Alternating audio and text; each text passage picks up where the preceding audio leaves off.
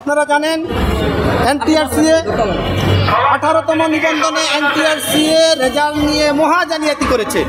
আমরা বিশ্বস্ত সূত্রে জানতে পেরেছি যারা 80+ মার্ক পেয়েছে তাদেরকে বেছে বেছে তাদেরকে বঞ্চিত করা হয়েছে।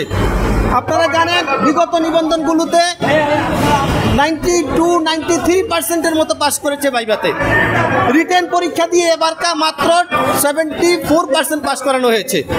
এত মহা বিপর্যয়ের বলির পাঠা হয়েছি আমরা এর প্রতিকার চাই।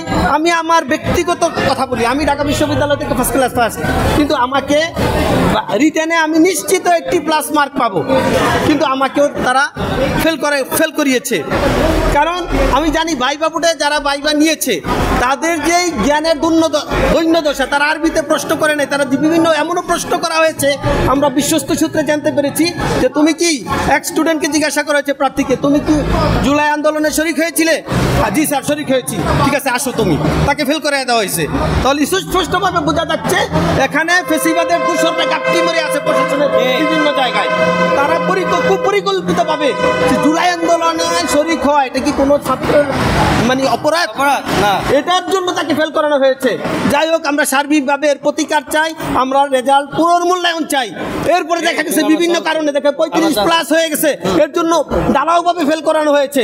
আচ্ছা, যখন নিবন্ধন প্রকাশিত হয়েছিল 2023 নভেম্বর, তখন প্রার্থীদের বয়স ছিল 33, 33.5।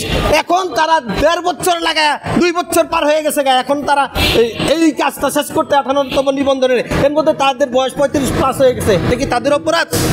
পিএইচসিতে বিসিএস 1 থেকে 1.5 বছরের মধ্যে কমপ্লিট করে ফেলে। এনটিআরসি এর কাজটা কি? তাদের কাজ চাকরি দেওয়া না, তাদের কাজ হচ্ছে শুধু সনদ দেওয়া। একটা সনদ দিতে তারা 2.5-3 বছর লাগাই দিবে, তারপরে আবার 35+ ফেল করবে। অতীতে দেখা গেছে 35+ হলেও সনদ দিত, তারপরে ব্যাকডেট 4 বছর পর্যন্ত দেওয়া হয়েছে 2022-এ। তার বিগত 32 মাস পিছন থেকে ব্যাকডেট দিয়ে তারপরে দেওয়া হয়েছে, আর এবার কোনো ব্যাকডেট দেওয়া হয় না।